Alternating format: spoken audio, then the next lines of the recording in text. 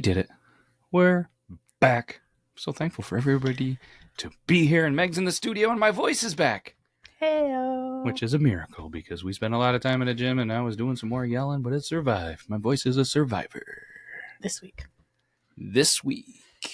Happy January 26th. Unless you're listening to this any other day, then happy day to you as well, because it's going to be a lot better than, unfortunately, the incidents in said story. If you read the description, good for you. You can read. If you're one of those people that aren't great at reading, well, we're going to get into this. It's the Wolf family murders in North Dakota. It's a new state. We're checking them off. Apparently, We gotta be getting close. we're getting pretty close. I think it's definitely under 5, but I did notice for some reason it was like North Dakota, New Mexico, Nebraska. For whatever reason, when I was doing stories, apparently I just skipped all of the ones in the middle and Vermont.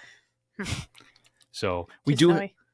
Too snowy, too much syrup, don't you know? But we do have a story written up about Vermont and a couple of other ones. So we'll jump into this. But since this is live on the 26th, I believe last week's episode we did the one about Jill Lynn out of Syracuse, the cold case. I think it happened around the 26th or the 28th, several decades ago. So if you want to know more about that one, go check it out last week. If I remember, when I edit, it's going to be right here.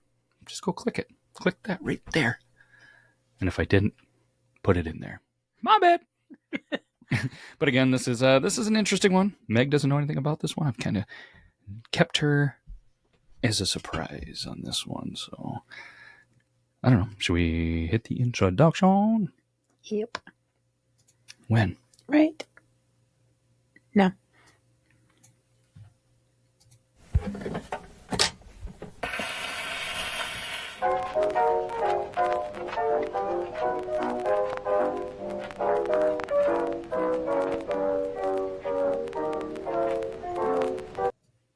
You survived the intro. Congratulations.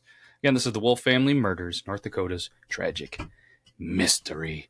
And if for whatever reason you just skipped ahead to anything I already said, we're the Yorktown Podcast. Do we dive into some deep, dark secrets of the universe, mostly the United States, but we are an international show.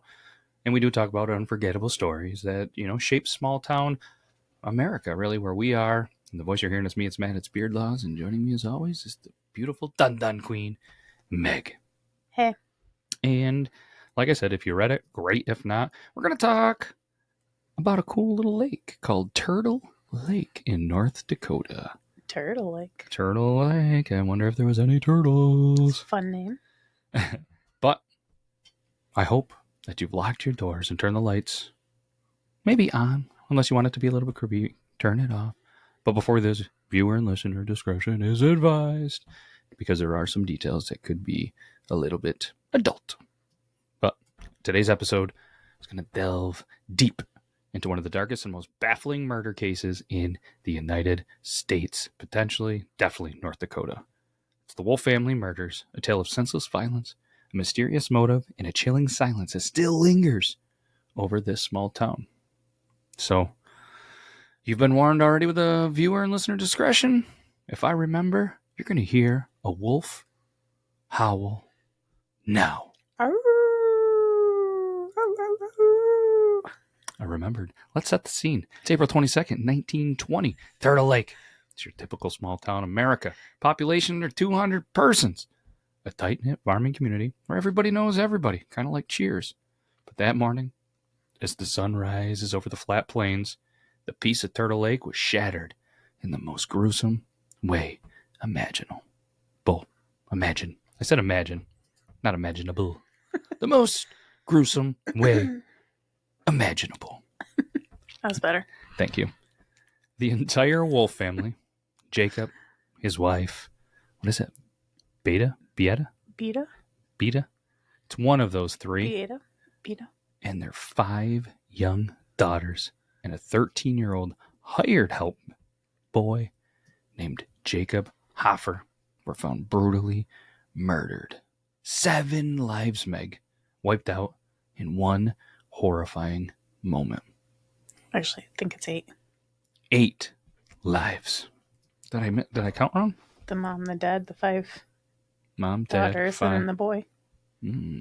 That's 8. Interesting. Yeah, I'm really good at math. Good thing it's not a math science show. Huh? This wasn't just any murder, though. It was savage. Jacob Wolf and his entire family were attacked with a shotgun and a hatchet. Yes, you heard me right. A shotgun and a hatchet. It's as if the killer was trying to ensure there was no one left to tell the tale. But who could do something so horrific? And more importantly, why? I don't believe it. I don't believe it. But let's picture this even more. Turtle Lake. Everybody close your eyes. North Dakota. It's the spring of 1920. The air carries that crisp, chilled landscape. It's, well, flat as far as the eye can see. Endless farmland. Dotted and barns and small houses. It's the kind of place where you could leave your door unlocked and you could wave at everybody who passes by. Story. We got John Kraft, a neighbor of the Wolves, noticed something unusual. The Wolves weren't doing their morning chores. The barn was silent. Nobody was tending to the animals. If you've ever lived in a farming community, you know how strange that is.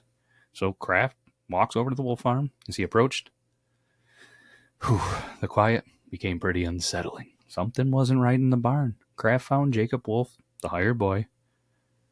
He found him. And, well, Jacob Wolf. I'm all over the place here. Why would they both be named Jacob? The dad is Jacob Wolf. The hired boy is Jacob Hoffer. The neighbor found them both sprawled on the ground in pools of blood, their bodies riddled with shotgun wounds. But, Yikes. unfortunately, the carnage didn't end there. Kraft then goes into the house. He encountered a scene so horrific, it would haunt him for the rest of his life, just like all of us. Mrs. Wolf and the 5 daughters that were aged 8 years to just 9 months were murdered. They'd been attacked with a hatchet, and their small bodies were left right where they fell.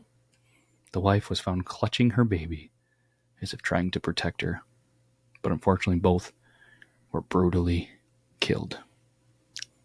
That's very sad. It's unbelievable. I mean, let that sink in. An entire family annihilated, and it's one of those scenes that you don't want to picture, but you can unfortunately picture a mama bear protecting what was left, probably after seeing her entire family wiped out.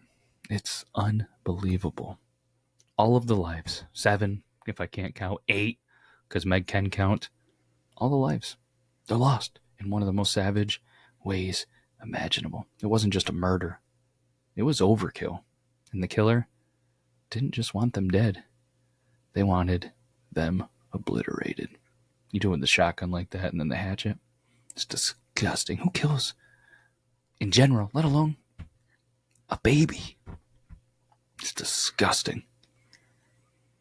And even in 1920, you didn't need a cell phone. You didn't need anything. The word of the massacre spread through Turtle Lake like crazy. Soon the small farm was crawling with townsfolk, local authorities, investigators from nearby counties. The scene posed more questions than answers. Nothing of value was even stolen. The family wasn't wealthy, so robbery was quickly ruled out. There were no signs of a struggle, suggesting the killer or killers caught them by surprise. The shotgun used in the murders was traced back to Jacob Wolf himself. The killer used the family's own weapon to start their rampage. It's back-to-back weeks. The murder weapon was in the house. Unbelievable. And that shows you right there, it's not a premeditated murder. I mean, you might go there saying, hey, I'm going to do some harm. Disgusting. And then they switch to the hatchet. The switch itself is chilling. I guess it does suggest premeditation and almost a methodical approach to the violence, according to my notes, where maybe the hatchet wasn't there, so they were like, hey, I'm going to premeditate it, but I got a shotgun at my disposal. Maybe they went for one, and it just escalated. I don't know. But guess what, Meg? What? I know you're good at puzzles, but this gets puzzling. Jacob Wolf, he was known to be a large, strong man, hard worker, a farmer, He could handle himself. So whoever did this would have had needed to act quickly and decisively to overpower him. That's also where I was thinking too. They started there. I think that's why they used the shotgun. Not going to take him down with a hatchet hand to hand. That would be my guess. And then there was the hired boy, Jacob Hoffer. Why kill a 13-year-old who wasn't even related to the family? Was it simply to eliminate a witness? Or was it something more sinister? So rumors, they begin to fly. Theories range from a vengeful neighbor to a roaming stranger. But as investigators pieced together the timeline, there was one name that continually popped up. Who was it, Meg? Henry Lair. Bet he was a chicken farmer. Now, let's introduce Henry. It's a nearby farmer and Jacob Wolf's neighbor. Henry wasn't exactly what you'd call neighbor of the year.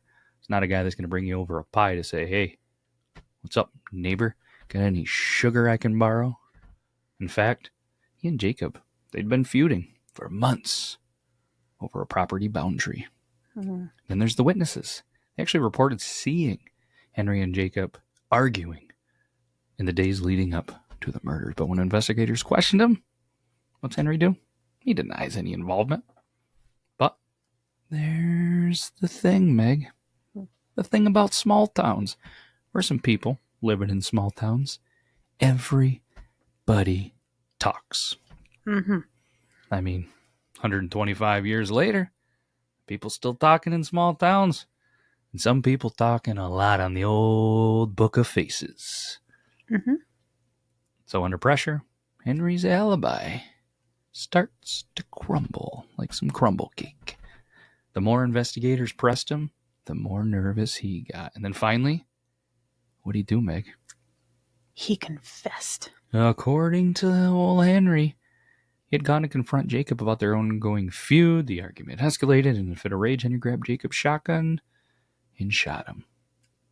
If that's not chilling enough, after killing Jacob, Henry realized he couldn't leave any witnesses.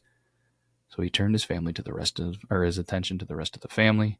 One by one, hunted them down. First with the shotgun, then with the hatchet, when the ammunition ran out.